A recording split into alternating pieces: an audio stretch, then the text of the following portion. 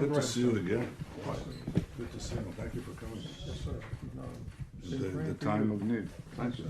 Thank you. Please, come in. Ken Isaacs. Hi, how are you? Mr. Pranash, Good to nice see to you. meet you. Shalom. Shalom. Shalom. There are millions of Christians around the world praying that God will give you His wisdom. And we pray that God will give you success. And so that's our prayer. Well, thank you. The fact that you're coming here standing with Israel, in Israel, Yes, sir. is mightily important and gives us a lot of strength and a lot of encouragement. I have to say that the world today appears to be divided by two forces.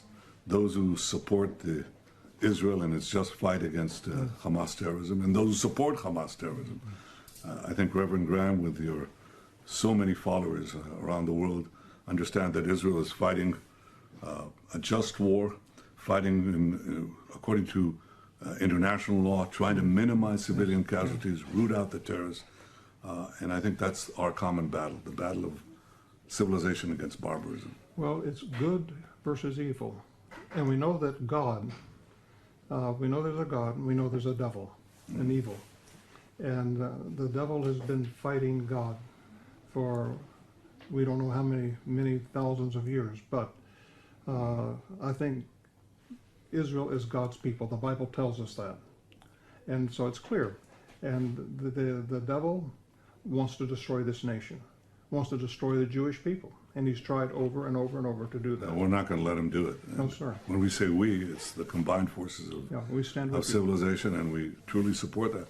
I have to say that by contrast, there are forces that support the terrorists, and one of them is President Erdogan of Turkey, who calls Israel a terrorist state, but actually supports the terrorist state of Hamas, has himself bombed Turkish villages inside Turkey itself. So we're not going to get any lectures from them. We stand with those who stand for justice and truth, like Reverend Graham, our many Christian friends around the world, but also so many others.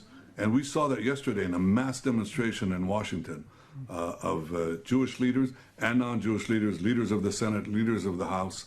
They stood for Israel, they stood for truth, they stood for justice, and that's the forces of civilization that will ultimately win the day. Thank you. Yes, sir. Thank you. Please.